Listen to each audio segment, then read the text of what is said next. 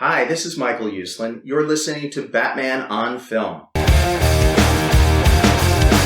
riding through Gotham with the podcast crew. That's in us up, yeah, we're on the move. Talking Batman tales, we're telling what's true. Gotham Knights breaking down each clue. TBOF, bring the heat. Talking Batman ain't that sweet. Tune in for the crime and lore. Batman nation, we want more.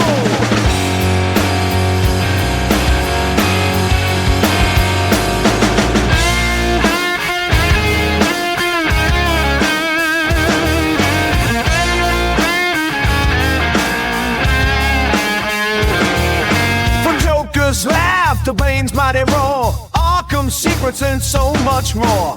Dive into shadows, legends reborn through the darkest night. The baddest swarm, TNAB, bringing the heat. Talking Batman ain't that sweet. Tune in for the crime and lore. Batman nation, we want more.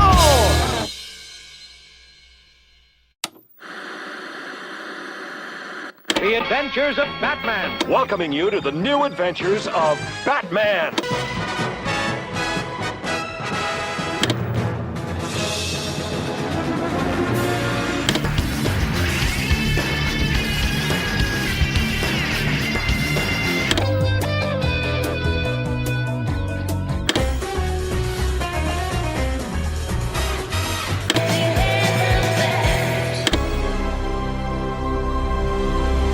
Welcome to episode 66 of Batmanimation, a Batman on Film podcast, revisiting the animated adventures of the Caped Crusader. I'm senior contributor Javi Trujillo, and joining me once again is the Papa of Presley, the Guardian of Graceland, good old Billy Jett. How we doing, Billy Jett? How was your Christmas? It was low key, as I said to Pete Vera on the last social hour. Yeah, it was just low key. Jake was in Austin, so I had no kids here until Christmas Day. So anyway, they came back, but yeah, it was. Did you get any Batman stuff under the tree? I think I posted it on the Facebook group. I got one of those lights. They fade different light colors. It's remote control. Is it LED? I don't know what they call those lights. Different colors, LED. Yeah. It's got my name on it. It's a Batman like in a pose, with a batarang and the cape out, and it fades in and out different colors. It's cool. And I have to shout out to Patrick Johnson. Like I mentioned this, he sent me Detective Comics number 344 from October of 1965. And this is the issue. I think it's like the only issue of Batman, not Batman, this title, but only comic book Batman with Detective and Batman being it, basically, in 1965.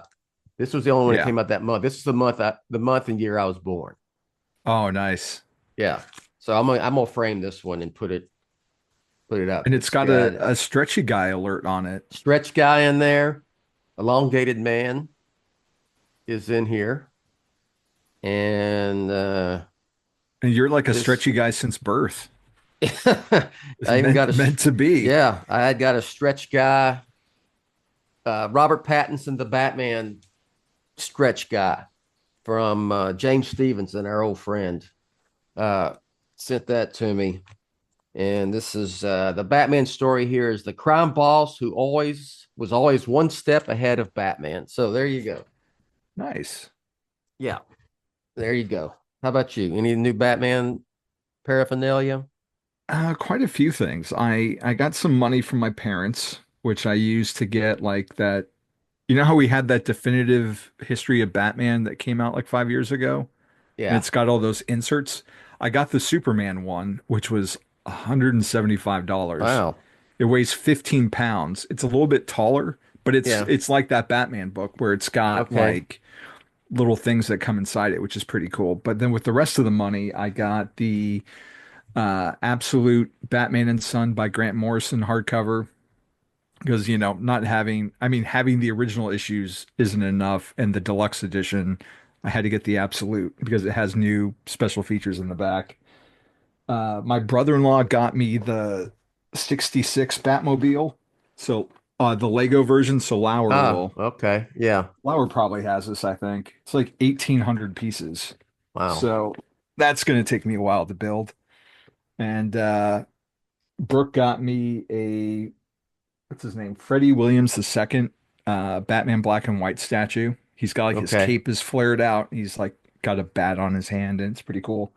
But the big gift, both literally and figuratively, was she got me the artisan edition of Batman Year One by David Oh, Mazzucchelli.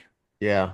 So it's the first four, it's the four issues of Batman Year One, but it's the original art.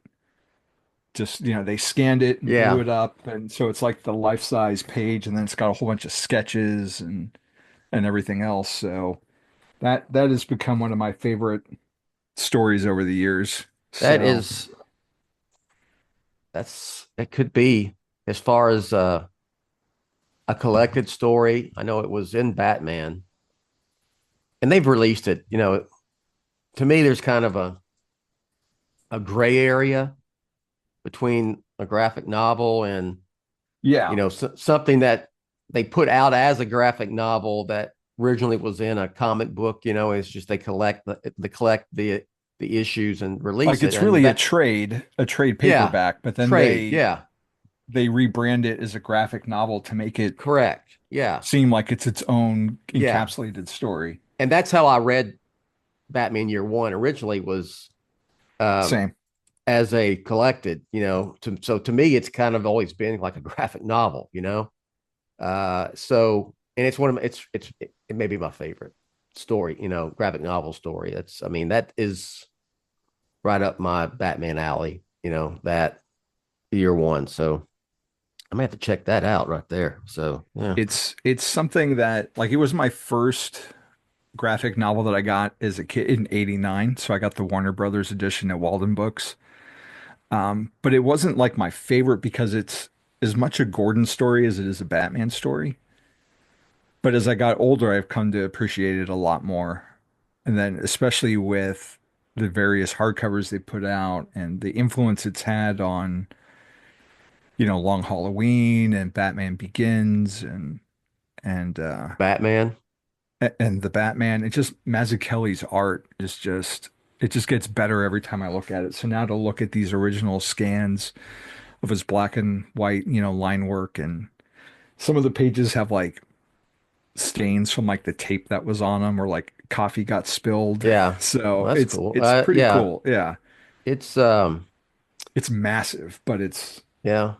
it's definitely, you gotta like lay it on a table to read it, but it's pretty awesome. The Drifter in the The Drifter, Batman and the voiceover, the journal, yeah. that's right out of Year One, you know? So, yeah. And it's Year Two in the Batman, but that's the Yeah, influence what we're it's talking taking about. those influences. Yeah. So, a pretty good way to cap off, this 85th year of Batman's existence. So I got lots of different aspects of the character. So it's been fun from a Batman Yeah. standpoint. There you go. All right. Awesome. But here we are, December 31st, 2024, closing it out with a Batman animation. Holy milestones, Batman. This is the 66th episode of Batman animation. So we are shining the bat signal on the star of what we now affectionately call Batman 66, Adam West. So we're not talking about the 66 show or even the movies that came up. We are going to deal with the new adventures of Batman. Um, so airing on April 23rd, 1977, The Deep Freeze is the 11th episode of the only season of Filmation's The New Adventures of Batman. And it was directed by Don Towsley and written by Mark Fink. And of course, the cast, you have Adam West as Batman and Bruce Wayne, Burt Ward's Robin, and then that's kind of it. We have Liney Weinrib as Gordon, Mr. Freeze, and Professor Frost, and Lou Schemer, or maybe it's Scheimer, as Batmite and the Bat Computer. There's no Batgirl in this episode, though she was one of the main characters for the show. Um, the plot's kind of simple, but a little complicated. Mr. Freeze's henchman, Professor Frost, has invented a freezing ray. Freeze and Frost plan to use the ray to freeze Gotham City's harbor because they want to steal a nuclear submarine. And then Batman and Robin locate Freeze's hideout, but Freeze traps them in blocks of ice. But then when he decides to enact his plan, he wants to take Robin along just for fun, who's still frozen. Um, and Batman gets out thanks to Batmite. They go and confront Freeze, save the day. That's pretty much it. When did you first see this episode? Do you remember? I remember the series. Okay. I remember being excited. Look, I was 11 going on 12 when this was out. And so my Batman sensibilities had been formed. I had moved past the Adam West where that's what made me a Batman fan. Yeah. And then I began reading the comics, that were a lot different, those, Denny O'Neil stories and whatnot, and the others of that era, Neil Adams artwork and the others. And so I remember because Saturday morning cartoons were a big deal. Yes. Back in the day. That's three channels and PBS. Yes. That's all we had. It was a big deal. And I've talked about this before on this podcast, this show of ours, that the networks used to have like a primetime show in which they revealed the new animated cartoons that were coming out. I remember that, yeah. For the new TV year, which was always, started like in September. It was like it ran like on a school calendar, Yes. Yeah. Like September to May. And but I remember watching it when it first came out in the first episode, The Pest with Batmite, and going, I'm not thinking I like this. It was okay. It is very, very stereotypical of two things. It's very stereotypical of what a lot of animated cartoons were, Saturday morning cartoons were back in those days. And it is also very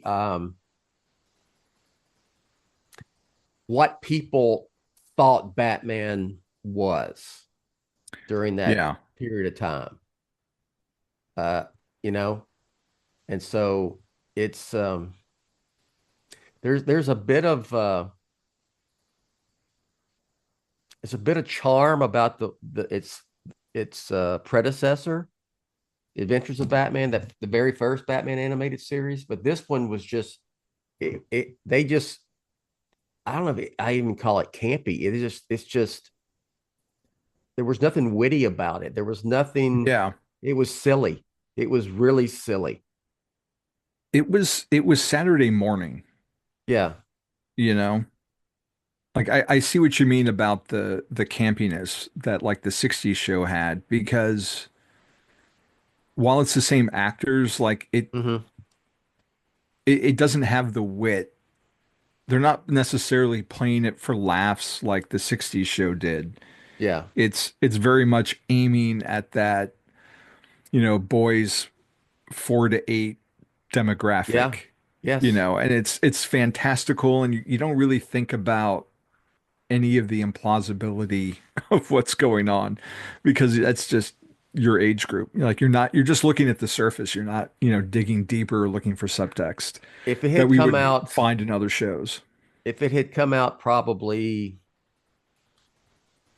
4, 5 years earlier and hit Yeah. me when I was, say it was 11, 5 or 6, you know, Yeah. but when it came out, I was at the tail end of watching the Saturday morning stuff, you know, and yeah, it's I have like I don't think any of my kids have seen it. It would have been interesting to put that on when my kids were like little and see what their reaction would be, because it's amazing how much animated Batman, how different it is today than it was then. And that kind of leads back to, it was what people thought Batman was. Batman was for kids, and it needs to be silly and very kidified and whatnot. I mean, what was the animated series was just came out what 92, so 91, 15 something just like that. 15 years after that, right? Yeah. And even Very Little Batman is, I mean, that's for kids for the most part, but it's not silly or there's no dumb aspects to that. Like there is dumb aspects to these episodes of this series. Yeah, for sure. And it's funny that you like the age point that it's hitting you at is like this show came out exactly 2 months. This episode we're talking about was exactly 2 months before I was born. So I did not see this first run at all. I'm sure I caught it, on Saturday mornings, reruns when I was older, like maybe in between superpowers or something. Yeah, I don't even recall it being a rerun staple after it ran. But I mean, again, there's I only don't. Yeah, 16 episodes, so yeah, not a lot for it to go through.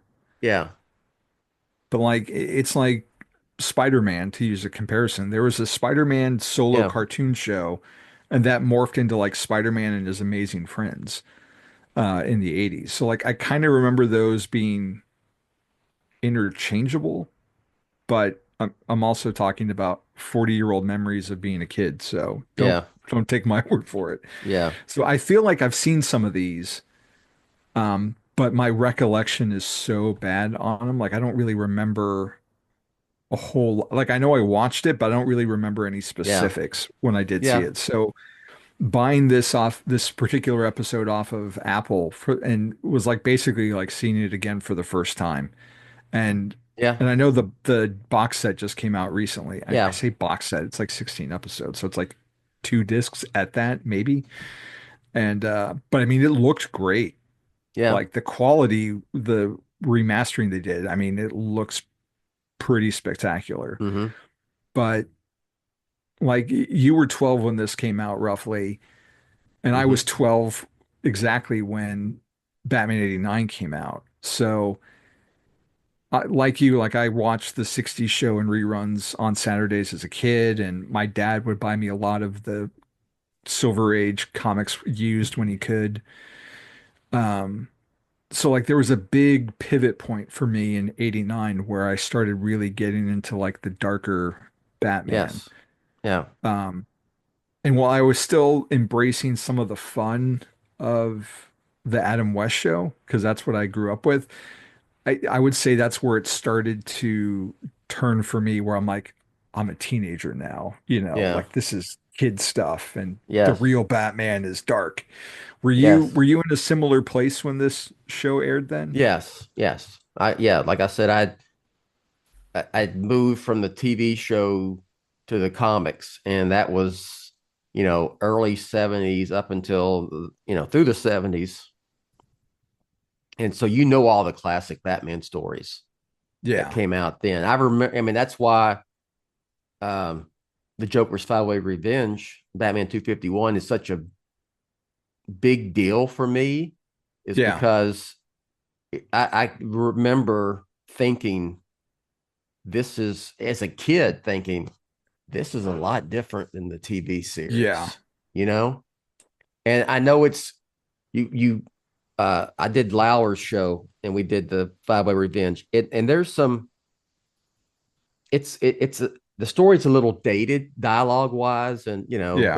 there's some stuff in it that's I don't think you would see it in today's comics, but I mean it was compared to the '60s series, and it was a whole different world. Yeah, it's like Batman is more of a public figure than like even though he stays in the shadows, he's not like the shadowy rumor type of guy, and he's more Yeah, relaxed when he yeah, talks to people. Even though they yeah, were going for like a more serious thing. I remember there's a couple of comics where he's talking with Gordon, but he's like sitting on Gordon's couch with like his arm wrapped around the back and his yeah, legs crossed, and yeah. There's stuff like that you saw that's in the set. Yeah, yeah, but he's more serious, but he's not so rigid that you would see today in like stuff.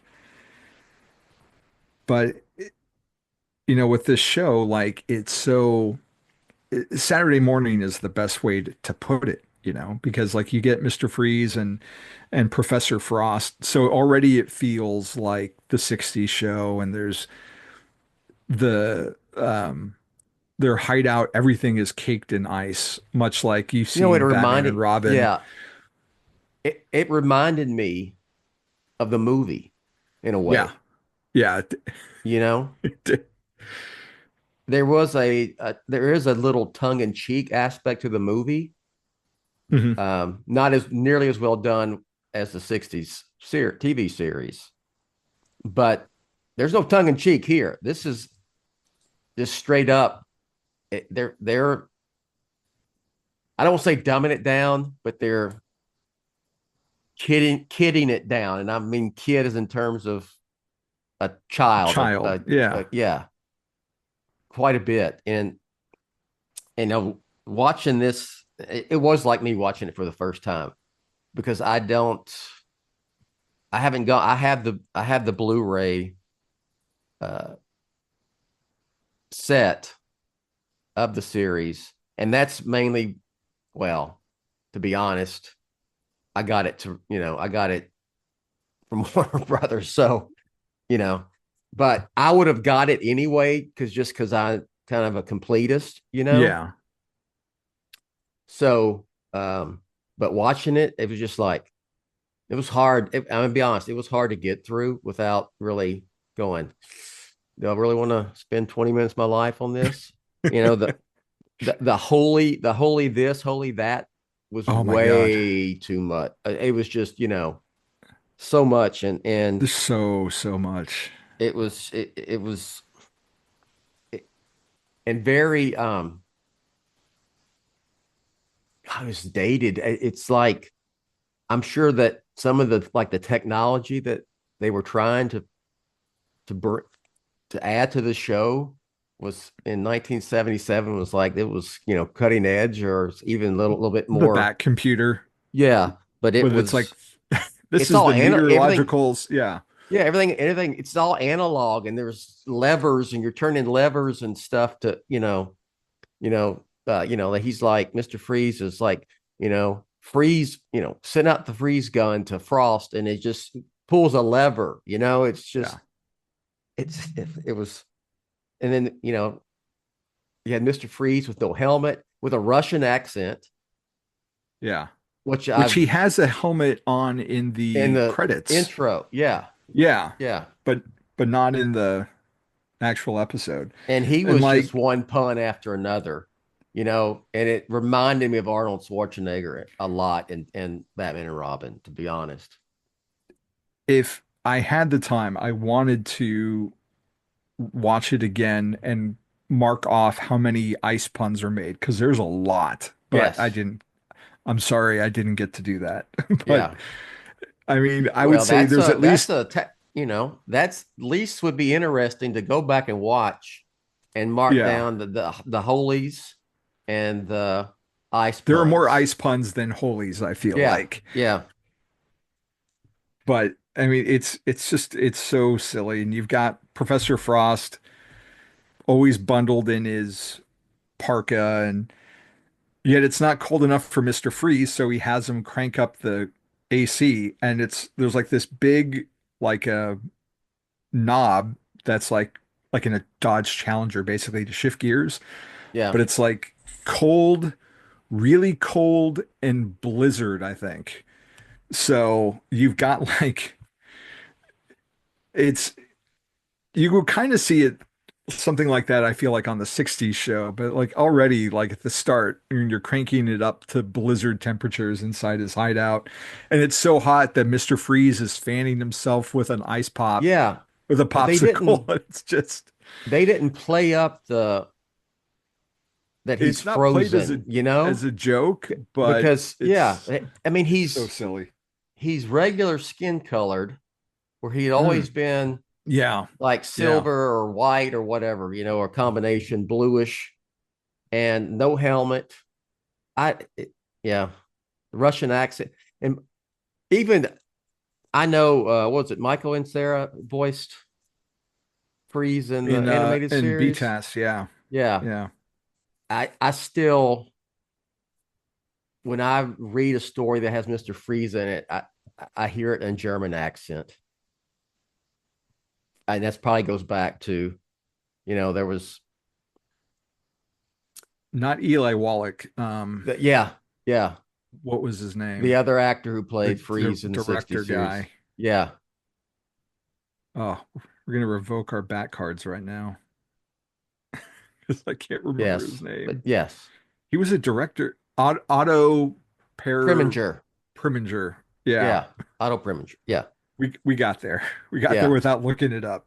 So yes. So anyway, it was the Frost character was that is like straight out of 70s, the sidekick character, the sidekick character of any of these, always with the And especially I feel like especially if it was a minion type of a character, yeah, I feel like if it was the 60s show, he would have had more than one. But, Yeah. animation budgets being what they are, like Yeah. I feel that's why we only got the one character who's voiced by the same actor. So he's basically Yes. having a conversation with himself, Yeah. Yeah. which is fitting because the whole thing with Freeze throughout this whole episode is I'm going to do this evil thing. What evil thing should I do? And he's like, I don't know. He's like, well, tell me what I should do. And so he's Yeah. completely reliant on Professor Frost to make his technology and come up with the plan. And then when he does that, he's gonna claim it all as his own idea. So And one thing I never liked, and I know for a fact because I remember first watching this and thinking this is kind of dumb AF, but even as a 11, 12-year-old, but I hated this version of Batmite. the color I choice is odd Yeah, for starters. But yeah, him wanting to help and then bailing. Yeah. and not that I like Batmite, but there are some interpretations of Batmite that I do I am a fan of. I mean, like in the Brave and the Bold animated series, Yeah. I like that Batmite. And even though I'm not a big Morrison guy, I thought the way he did Batmite during his Batman run was kind of Yeah. clever. It being like this, Figment of his yeah, subconscious. yeah, subconscious, almost, you know, whatever. And I thought that was clever. So, I mean, I've got a Batmite uh Yeah, he Funko came with Pop. So, well, yeah, when he came with the Mattel version of the Zur-En-Arrh Batman from Morrison's run. okay, Like I remember they had yeah. a version of him in the figure, not the McFarlane one, but the prior version had one. I mean, this So this one was even goofier than like the 50s when Batmite came out, and that was yeah, goofy. That was goofy as yeah, hell. yeah. This one was kind of He's like, like I'm just trying purple to and help. I mean, there was always this. He'd show up in some kind and cause some sort of um, he'd throw a monkey wrench in whatever was Batman and Robin were trying to do. And he would always, I was just trying to help, and he'd disappear. And I was like, why in the hell is this character in this show? And then it goes back to the what it was and who they were trying to target as their audience. It was like that was straight up a kid thing, this Batmite character. Yeah. He's very much like a Maxwell Smart kind of character. And what I mean is like he's unintentionally helpful with his ineptitude. Yeah. Like the fact that Batman gets trapped and in trying to find Batman, which is weird because he usually just pops up whenever he wants to, wherever Batman is. Yeah. But he pops up on a tree limb and asks a bird where Batman is. And the bird, who's been freezing all episode, sneezes, which blows Batmite away through the glass, which breaks something in Mr. Freeze's hideout and causes him to crash down, which activates a heater, which thaws Batman out.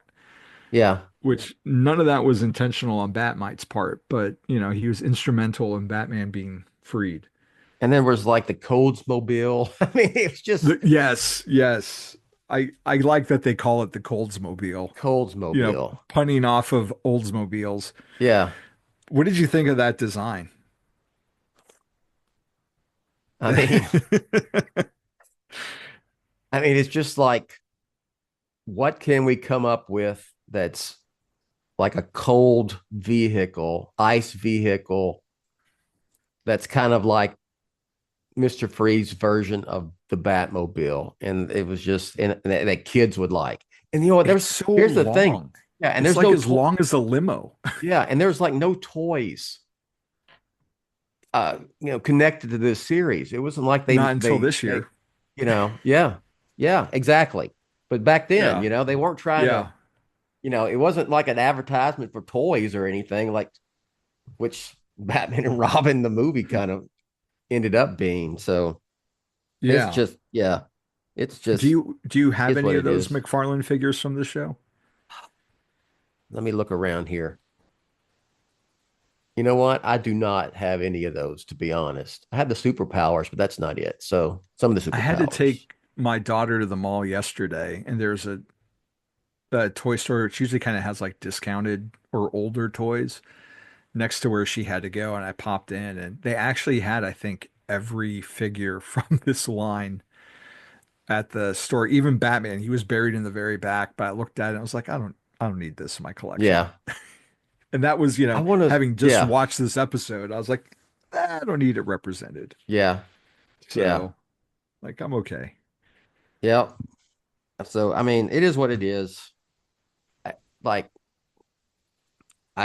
kind of, when I got the Blu-ray set with the episodes to review, I kind of went, I didn't sit there and watch every episode. I went through maybe, you watch one, you've seen them all. Pretty much. You know what I mean? Yeah. So I watched a few, and then basically I just said, this is for the completist Batman collector fan. As I said to you, I said, if I hadn't got this from Warner Brothers Animation, I would have bought this myself. So if you're a completist, I recommend it for you. For that reason, if you have like really young children, it may be a conduit into the world of Batman. But even like today, there's better. I think there's more.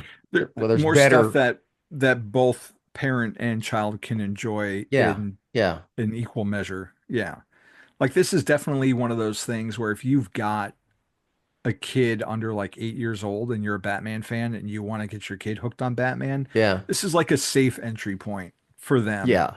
I would even say like 4, 5, 6. It's really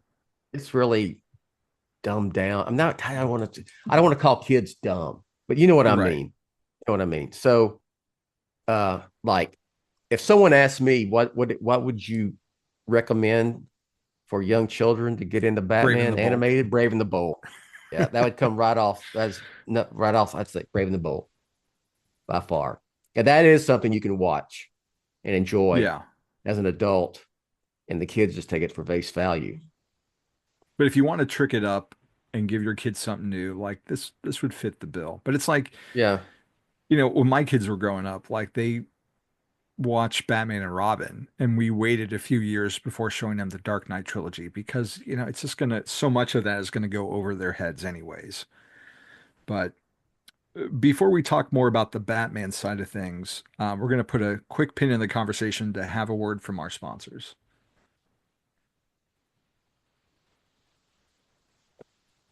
All right, so welcome back to the show.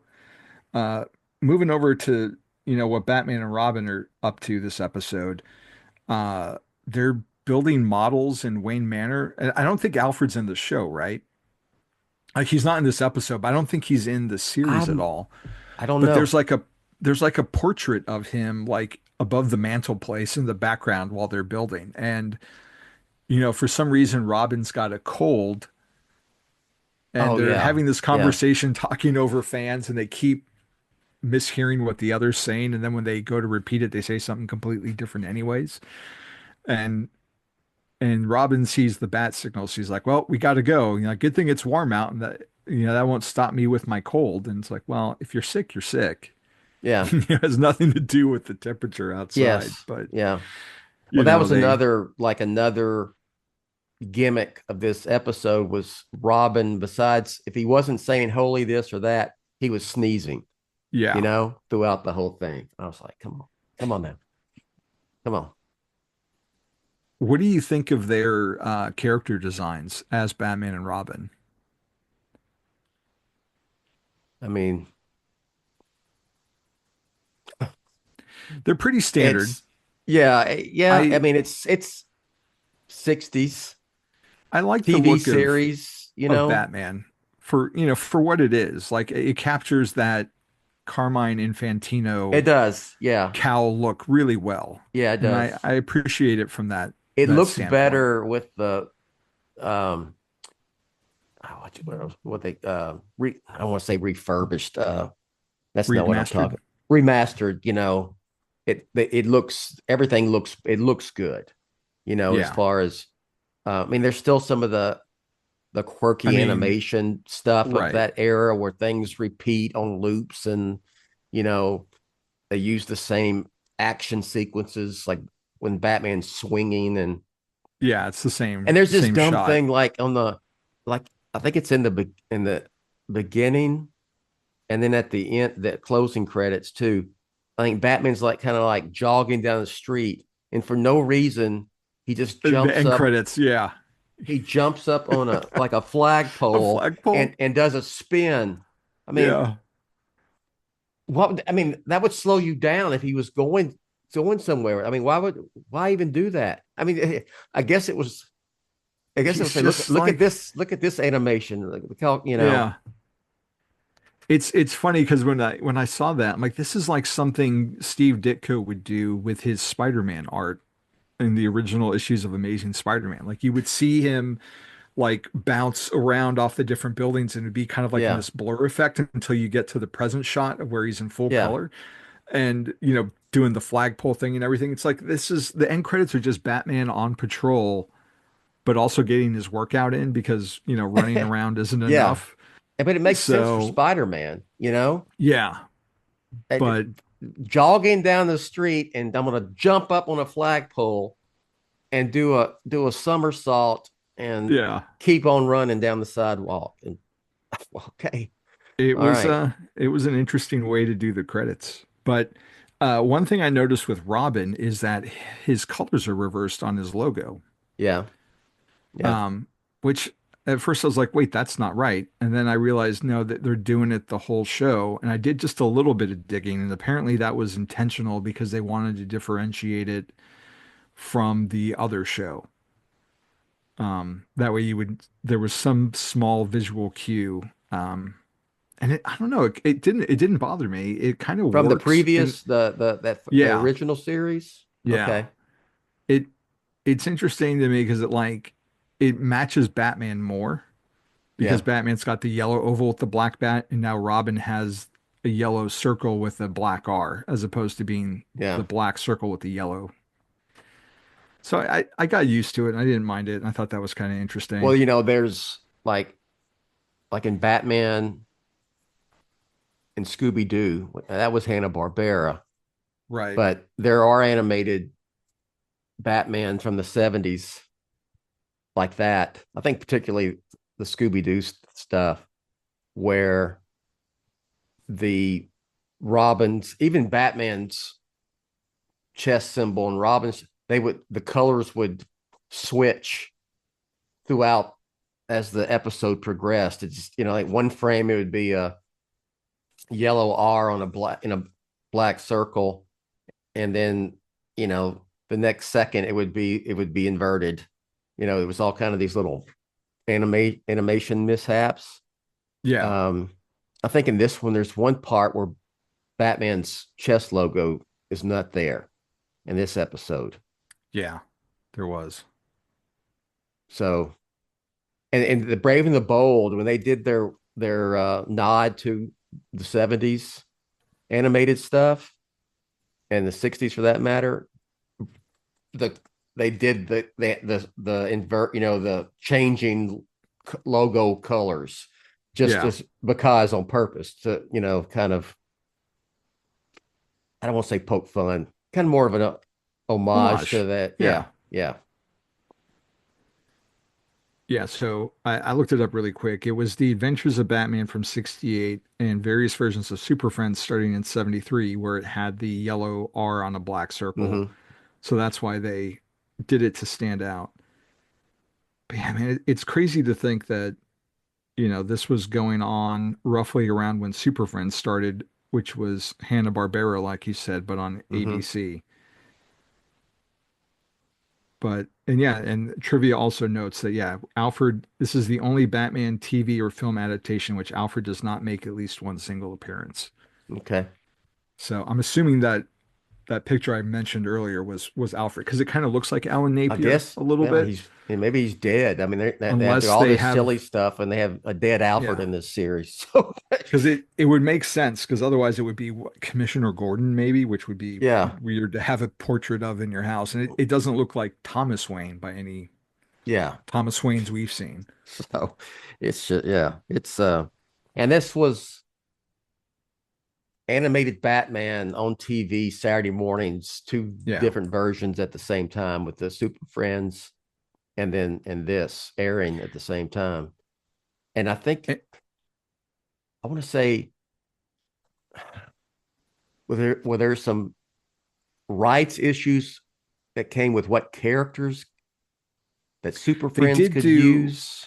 maybe they did make new characters for this show Yeah, for sure, so that may have been part of it. And it's also worth noting that while it's Adam West and Burt Ward, and Burt Ward doesn't really count because he looks like Robin. Um, but for Adam West, the character model for Bruce Wayne doesn't look like Adam West. It looks yeah, like comic Bruce Wayne with the black yeah, hair, the stronger jawline, and everything. yes, yes, Um, so that was a little bit. It wasn't jarring or anything, but I'm like, oh, okay. Like it's clearly not picking up where 66 left off, yeah, unlike the two movies we got where they were trying yeah. I to be that. wonder, and it's supposed to be a pseudo continuation of the 60 series, but not, With Batgirl and not 100. I mean, you know what but it yeah. kind of, they're kind of walking a two-way street here with, what it is. And I just wonder what Adam West thought of this as he's voicing Batman, Yeah. because this was even, I know there's a greatness to his live action Batman portrayal that we all know now. And this is just, there's none of that. None of that what he did with Batman in the TV series is in this animated series. And it doesn't help that, and a lot of animation is like this anyways, but it doesn't help that he and Burt Ward didn't record together either.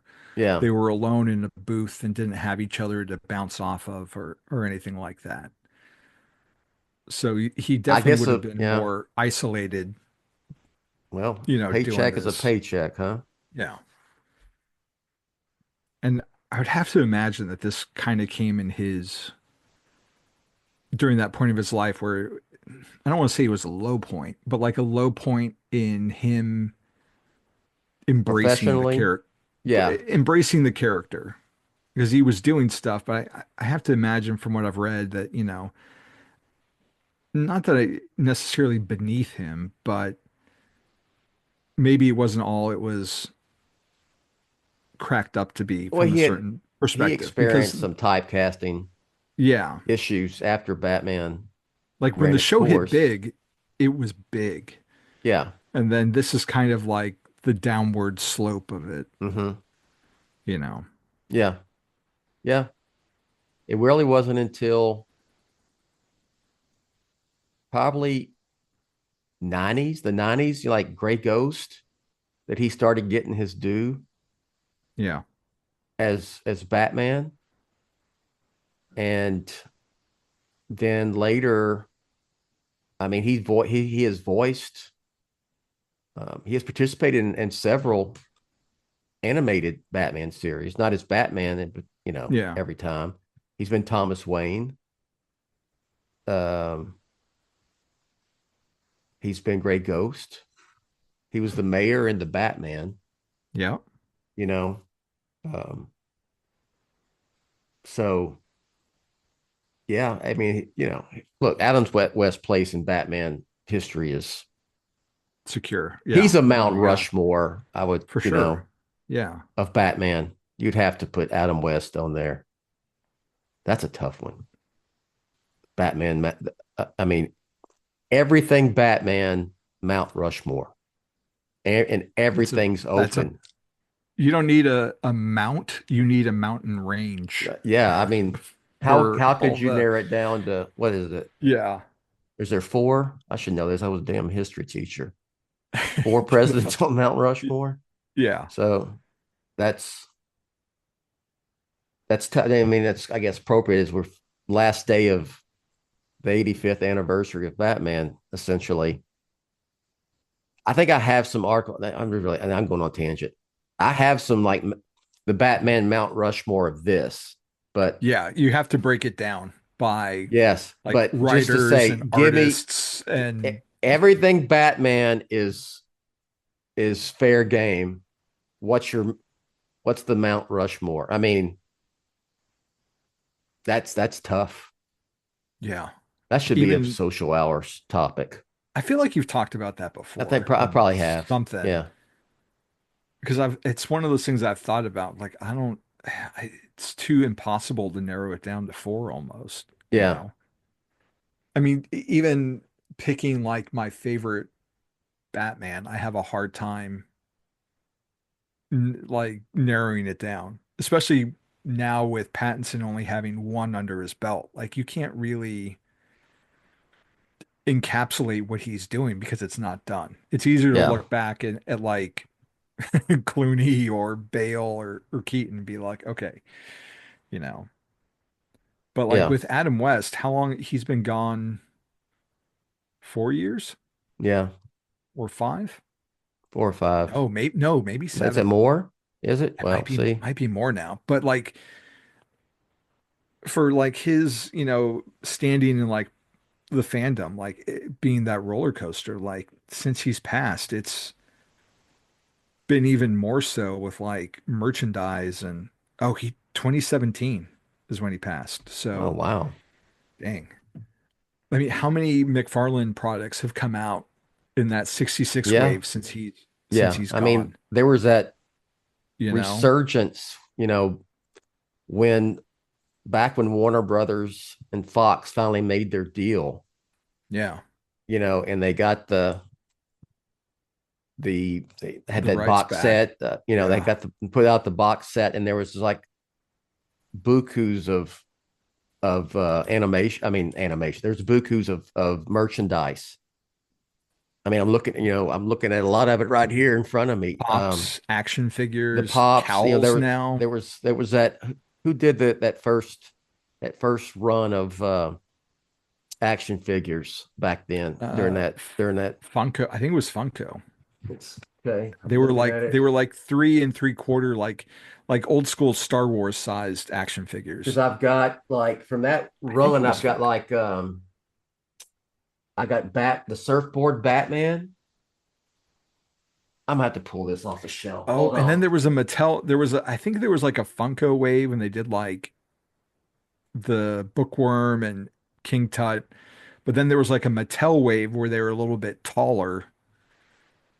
And then even NECA did like a really, really good Batman figure. Oh, that was the Mattel wave with the This is Surf's Up Mattel. Yeah, Batman. Mattel. Yeah. Yeah. Yeah. But in between there was like a smaller Funko line as well. So I mean, it's all them just kind of catering to nostalgia to a certain degree, Yeah. but And then, then they had the two that animated McFarlane films. line So yeah. keeps going Yeah. like to where we've gotten like this is what Wonder Woman would have looked like. This is what Superman would have been I like. mean, And I've got this is really getting off track, but we'll get back. I've got like the Batman robot suit from yeah, 66. That's McFarlane, and a Batman, like Space Batman, yeah, I think Patrick Johnson just got McFarlane. one of those too. So, yeah. Anyway, all right, let's reel it back in here Yeah. and So, finish up. and I'm a big Star Trek fan too, and I haven't finished watching all of that animated show that was on in the 70s, but I've seen enough of it where and it's filmation also. So you can see Yeah. the we're using the same frames of animation over and Yeah. over, just different dialogue. But as I was watching this episode, as they like leave the Batcave to go after Mr. Freeze, the music is the same. They, as far as I know, it debuted in Star Trek. There's some like action-y type music, Yeah. but it's the same music that Star Trek used that now they're using in this Batman show. Yeah. And the Star Trek animated series was on from 73 to 74, and this was 77. So Hmm. they must have just had some vault of, Oh, I'm sure. sound effects Yeah. and score that they could just Yeah. pull out and lay down. Yeah. And you just compare that to what we got with Batman, the animated series, where every episode had its own unique score. Like Yeah. that really changed the game for animated series, I think, going forward with individualizing things a lot more. Because if Yeah. you look at this, like that was not the case back in the day. And it's not just Batman, it was the Marvel shows in the 80s, like Spidey and His Amazing Friends and The Incredible Hulk, all used like similar music across the shows and redid a lot of the same Yeah. shots because it I saved guess, budget. I mean, yeah, you go back, you watch things produced by Hanna-Barbera or Filmation or whatever, they're going to share, there's music and all kind of special, sound effects and all that are recycled. So, yeah, Yeah, we've been kind of all over the place on this that's episode. all right. That's all right. But yeah, it's just fine. A little more loose of a conversation. But what was your I should say, did you have a favorite part of this episode? I'm not going to be disingenuous and just and contrived and make one up. So not really. I think the whole thing together, just seeing it with the holies and the ice puns and the repetitive animation and the dialogue and Batmite was just all together was kind of it's a little jarring, a little eye-opening right there, after you've coming off Cape Crusader, probably the last, Yeah. stuff like that. So Were you yeah. disappointed that Mr. Freeze wasn't after diamonds? Oh, absolutely. I don't understand why. I mean, should have been after diamonds. I mean, it was gonna. I mean, steal a submarine and then freeze the ocean. I mean, Yeah, so he that doesn't could hold a do candle. crime Go around out, the world. steal Yeah. go and steal diamonds. You're not stealing diamonds if you're Mr. Freeze. That's not a heist that's worth pulling off. Yeah, that was and it wasn't even his idea. It was Professor Frost's Yeah. idea to steal this new submarine. And but they definitely had a lot going on in this 22 minutes. You got to see the Batmobile, you got to see the Batboat become the Bat That sub. sub, yeah. Then they Yeah. pulled something out of their belts to change the polarity on Mr. Freeze's weapon, which then made it go hot instead of cold. And yeah, there was a lot going on. I I mean, think just in a way, the writers did kind of pulled some creative stuff, out. Now, it may not be stuff that I like or that's yeah, particularly entertaining, but I mean, they pulled some stuff out, out and put in these episodes for sure. I think that the favorite aspect, if you can call it that, for me was the death trap of them getting frozen, just because it felt like it belonged in the 60s show. And but then it like goes off on this, weird tangent of, well, now that we've got them and they're going to be in my frozen museum, which had like a T-Rex in it and Yeah. a VW Beetle for some reason in his Yeah. museum of crime. Uh, he's like, we're going to leave Batman here, but we're going to take Robin with us so he can just kind of hang out and watch. And instead of being like frozen and unfeeling or unthinking, like they cut out like a square window for Yeah. Robin to like talk through and look out Yeah. and just, say how mad Mr. Freeze is for his plan and how he's Yeah. not going to get away with this. And, and that's, I don't, that to me was like the height of the Saturday morningness of it all, because it's like, you can't go in and apply like adult logic to this situation. It's like, why Yeah. would he not just kill him outright and then freeze the bodies or, whatever. So you just kind of have to roll with it and just let it go. Yeah. And like you were saying, like it's something I do plan on getting at some point just to have it, like that whole completionist thing, but it's never going to be my go-to Batman series. Like, oh, I feel like watching some Yeah. Batman, let me throw this on, because there's too Yeah. much to choose from as it is.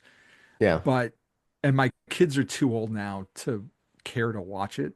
Yeah. Like my son watched Cape Crusader with me recently. And he was all into that. But like if I was like, hey, we've got 30 minutes, let's watch this, I don't think he'd be interested. No. No. 15 years ago, sure. Yeah. But maybe Yeah. someday I'll have grandkids and Yeah. I'll watch this with them at some Sure. point if I ever get Yeah. around to buying it. But there's just so much other Batman out there that I want to see this once and have it, because it's not on like Max or anything. Yeah. But it would never be, I don't have like any nostalgic leanings towards revisiting the show all the time, or No, I I wouldn't don't. rank it. I wouldn't rank it up there as among the best, I don't which is either okay though. because it intersected with my age at a time where it just didn't. I was way Didn't past hit for you. this. Yeah. Even as a 12-year-old Batman fan, that wasn't my thing. I had moved past that when Yeah. it comes to Batman. All right. Well, I think that is going to do it for Batman animation for 2024. Any final thoughts, or where can people find you? Batman on Film, batman-onfilm.com. And well, we're hanging in there with the Batman saga. So Yeah. we were on a little hot streak here with the Penguin. And now with the film being pushed back till 2027, a full year, Got a little bit ways to go, but hopefully they'll start. They're supposed to start filming mid to late next year, or I almost should say this coming. Well, it is this coming year. Like tomorrow. I mean, Tomorrow's 2025. tomorrow's 2025. So yeah. So yeah, they're going to be filming here shortly, and that'll give us, something. And I'm pretty confident we're going to get a Max series in this world before the film comes out. So not to turn this into the Batman saga talk, but anyway, I'll just leave it at that. And then we'll be doing the same thing we've been doing. We'll just over at Batman on Film, we'll Batman it up, and then when we get to the saga, we'll get to the saga. I haven't counted, but like we're on episode 66 of Batmanimation, Mm-hmm. and I feel like maybe we're like 1/8 of the way through every animated show. Maybe. Oh my Like gosh, there's still so much more to talk about. Well, count up every animated episode of every series. Yeah. Plus the films, Like there's a lot still for Yeah. the show to cover and get to Yeah. to pass the time. This while is we almost wait. a show with infinite resources to talk about. Yeah. Material. Because we still have another season of Cape Crusader. Yeah. Did it get renewed for 2 or for 3? It was a 2-year thing from the beginning, I believe. Okay. And so we'll see after season 2. So we have a second It was a season big- coming, but we don't yeah. know if we have a season 3. Yeah. Yeah. And I'm not trying to continue on here, but I'm not sure what the future is with animated Batman movies now, right now. I thought that, Oh yeah, because that it just wrapped up a universe Yeah. again, right? because some of that stuff, they're not everything I like, but the animated stuff that Warner Brothers Animation were producing, that was some of the best stuff they put out. I don't know what the future is now with the DCU and James Gunn and all that. I know he had said that they were going to be connected, but come on. I saw some rumor about Nightfall. an animated like Nightfall, yeah, with Anson Yeah. Mount coming back to voice Batman.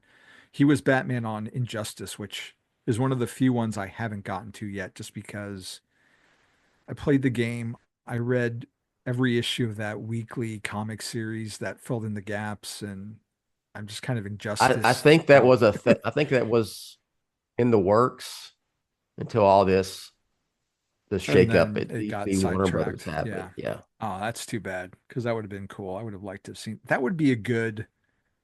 Always felt like that would have been a good animated series, like just a finite series adapting that because there's so many issues. Well, I think there's a lot of there's so you could still have done an episode an issue or made it a live action show. there's still several comic book stories that I think they could adapt as an animated film. Doesn't have to be a shared universe thing.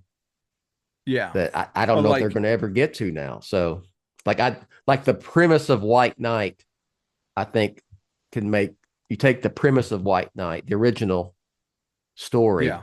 You could do an animated adaptation of it. There's others as well, but I don't think they're doing that. I don't think they're going to do that anymore, which would be a shame if they don't, in my It's opinion. been kind of quiet on that front since they wrapped up with their crisis. I feel like Yeah. I don't really know what's coming next. And usually they hint at it on the Blu-ray special features, but I don't. Yeah. I haven't gotten the crisis release. I got somebody I can ask. I haven't. I'll heard ask. anything. See if I find something out, I'll pass along the word. But yeah, we got lots more to cover, and I hope that when we get on the other side of this, like it won't seem as bad, because like Yeah. we were talking about before the mic rolled, that there was a gap between Gargoyle of Gotham, a year gap. and that sucks, but there was so much other stuff filling in the void that I didn't really notice because there's so Yeah. many Batman comics coming out. Um, and by the time that story's done, years from now, it'll be collected and you can just read it from start to finish, and that gap won't have been an issue. And hopefully you'll have like this quality product with a consistent voice that stands the test of time. So while it really, really sucks to be having to wait another year, like hopefully whatever the finished movie is going to be the finished movie for forever, and we can watch it over and over and over again until we're blue in the face talking about it. So that just hopefully, it fingers crossed that everything works out in the end, and we'll be doing the Batman Part 2 chapter by chapter at some point down the road. Well, it'll get here and then it'll be gone. I always Yeah. say that, I mean, Batman Begins 20 years ago, come Oh, next year. Dark Knight come 17, tomorrow. That's come right. tomorrow, We come can that, start it's celebrating in that, Batman Begins and anniversary. yeah, that's how quick it moves. So it seems like an 20 eternity. years, man. It seems like an eternity until it comes and then it's gone. So you gotta enjoy it. The anticipation is part of the fun. It's just not fun right now to wait another year. But I mean, I'm not. Yeah. Yeah. That's going to do it for us. You can obviously find me on batman-on-film.com with Batman and Robin reviews, Batman and Robin Year 1 reviews. Just dropped the Gargoyle of Gotham #3 review, which has gotten a little buzz this week because DC put out a trailer and they pulled one of my review quotes for the trailer, which is really cool to see that and see Jim Lee share it. And Raphael Grandpa posted a screen grab of our BOF review of the 3rd issue, which was also really cool. So that's a really interesting and fun and unique book that you should definitely check out. And that's going to do it. That's it for Batman Animation for 2024, and more to come in 2025. And thank you for listening, and we'll have announcer Rachel take us out. Thanks for listening to Batmanimation, a BatmanOnFilm.com podcast revisiting the animated TV and film adventures of the Caped Crusader. Follow Batmanimation on Twitter @Batmanimation. Follow BOF on Twitter @TheBatmanOnFilm. Follow Jett on Twitter @BatmanOnFilm. For Jett and Team BOF, I'm announcer Rachel. Batman on Film, authoritative, definitive, the original, established in 1998.